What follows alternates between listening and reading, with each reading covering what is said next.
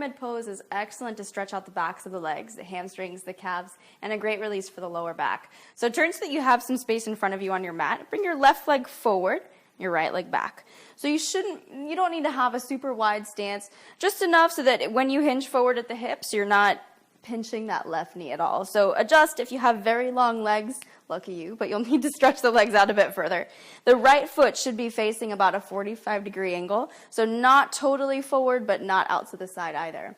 Pull the belly in, move the left hip toward the right, and move the right hip forward. So you're moving the pelvis so that it's level and neutral. To begin, hinge forward from the hips, keep the belly pulled in tight, and maybe the hands come down to the floor. So I'm going to show you the full pose first, and then I'll modify it. So hugging the left hip back, start to fold over the left thigh, relax the head, relax the neck. As you get more flexible, you can walk the hands back so that they're flat, maybe even turn the fingers to face the opposite foot. And you can take several breaths.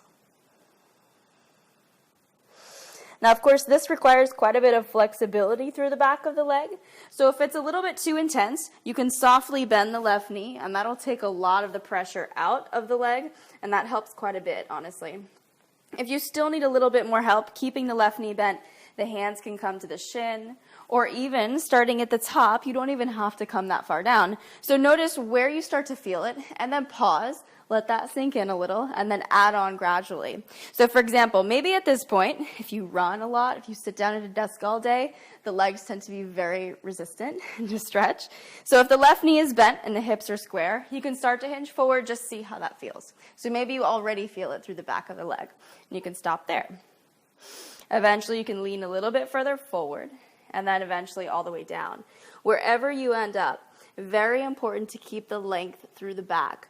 So to compensate for the lack of flexibility in the leg, what you do not want to do is round the back and dive forward that way, because this is just going to put stress on the spine, stress on the vertebrae, and you don't want that either. So you want a good balance of both. Long back, belly pulled in, and bend the leg if you need to. Eventually it'll come straight.